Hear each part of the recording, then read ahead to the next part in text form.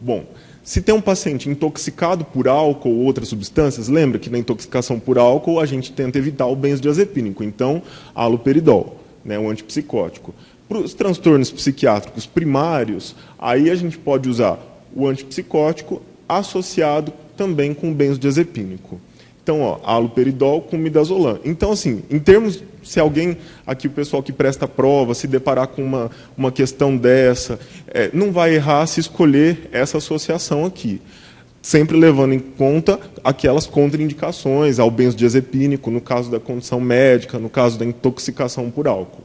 Nas gestantes, a gente também evita o benzodiazepínico, devido ao efeito sobre o feto. Então, a gente usa o haloperidol. Esse, sim, pode ser usado na gestante.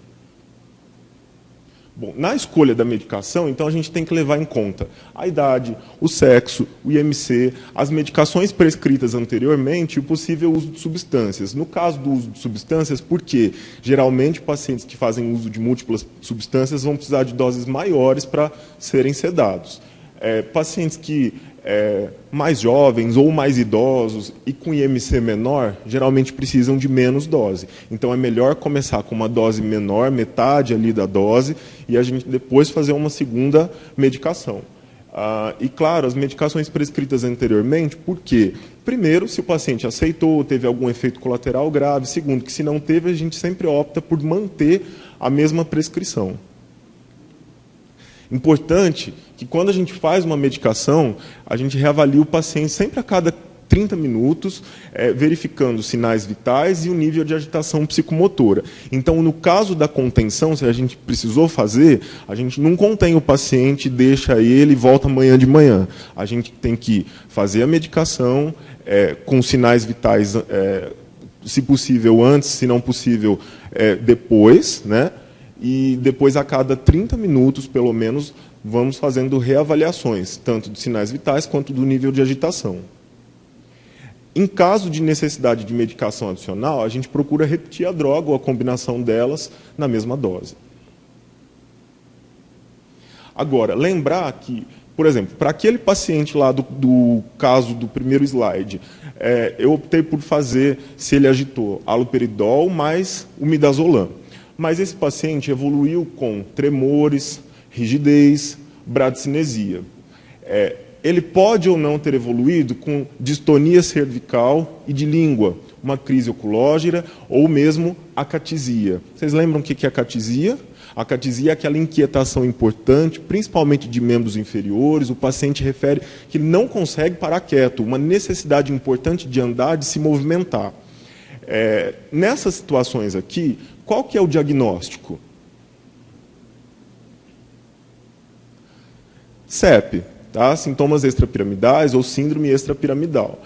Nesse caso, nós temos algumas condutas que podemos fazer.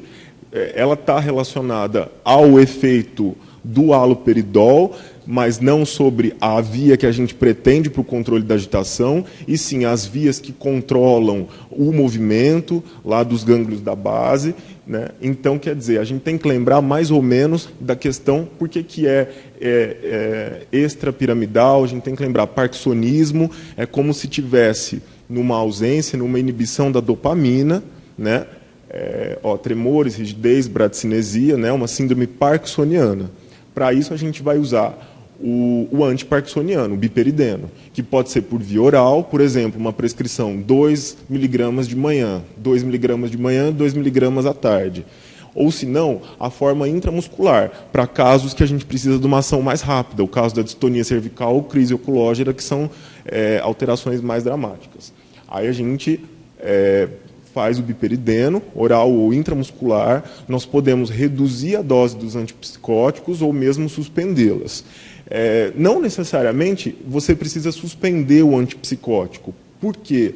Porque, na maioria das vezes que a gente recebe os pacientes que chegam, por exemplo, na unidade de emergência com tremor, rigidez, bradicinesia, quando a gente olha as medicações que foram feitas, geralmente foi dose excessiva. Então, o haloperidol, por exemplo, acima de 7,5 miligramas por dia, a gente considera uma dose alta e que está muito associada com essa síndrome, principalmente em pacientes jovens do sexo masculino. Nesse caso, a gente pode tentar uma redução da dose, associando com um benzodiazepínico, por exemplo, lá na nossa prescrição diária, ao benzo por via oral, e manter o antipsicótico. Em casos extremos, a gente suspende temporariamente ou considera a troca de antipsicótico por algum que dê menos efeitos extrapiramidais, como os antipsicóticos atípicos, risperidona, quetiapina ou olanzapina. Então, aqui vocês não precisam guardar todos esses nomes. Se vocês conseguirem guardar que tive que excluir condição médica geral e uso de substância, sobram, né, outras 2 cores aqui. Então, se guardar só que tem 3 cores aqui, ó, por quê? No outro, nós temos os transtornos de humor e no outro, os transtornos da família da esquizofrenia. Aqui não vai interessar para vocês fazer o diagnóstico se é transtorno esquizofreniforme, se é transtorno... Não precisa. O que precisa guardar? Então, tem a condição médica geral e uso de substâncias? Foi excluída? Foi. Me sobram 2 famílias de transtorno psiquiátrico primário. O episódio maníaco ou depressivo, com os sintomas psicóticos, portanto, os transtornos de humor. E se a gente excluir esses aqui, são os transtornos da família da esquizofrenia. Tá? Bom, para os exames complementares que a gente sugere, né, o protocolo de primeiro surto, que a gente, por exemplo, faz na unidade de emergência, a gente faz todos esses exames aqui, o hemograma, a glicemia, os eletrólitos, a função renal e hepática, a função tireoidiana, a pesquisa do FAM, as sorologias, né, o HIV, o ELISA e o VDRL, os exames de neuroimagem, que eu vou falar logo em seguida, e o screening para drogas, que eu também vou detalhar um pouquinho. Em relação aos exames de imagem, a literatura é controversa ainda sobre qual exame a gente solicita, em quais situações. Porque, do ponto de vista de saúde pública, talvez o gasto não corresponda ao quanto de alterações que a gente encontra, que é raro encontrar alterações nos exames de imagem para pacientes com transtorno psicótico primário. Mas, se nesses pacientes a gente encontra alguma alteração, a mudança da conduta é dramática. E, claro, para a condição do paciente, seja em termos de sintomas, seja em termos até de sobrevida, dependendo da lesão que tiver sido identificada. Então, se houver disponibilidade, a gente recomenda fazer. Por exemplo, na unidade de emergência, a gente faz a tomografia. Se uma situação mais favorável, a ressonância pode ser solicitada. Quando que esses exames são recomendados? Sempre que houver sinais e sintomas neurológicos associados, quando a psicose tiver uma apresentação atípica, como naquele caso que eu descrevi para vocês, se tiver sintomas sugestivos de delírio e se o paciente tiver mais de 50 anos, porque nesse caso, como eu falei já, os transtornos psicóticos primários são menos comuns de aparecerem de forma inédita, né? Bom, tendo terminado isso, a gente fechou essa primeira questão, as outras vão ficar mais fáceis. No segundo caso, nós temos uma mulher de 70 anos que tem sepse de foco primário em antibiótico terapia lá na enfermaria de clínica médica. E ela evoluiu com agitação psicomotora no período noturno. O que ela faz lá? Retira o acesso, xinga a equipe, confunde os enfermeiros com familiares, pensa que está na sua casa lá no sítio. Não é uma situação que vocês frequentemente encontram na enfermaria? Como que a gente vai conduzir essa situação? Qual é a opção?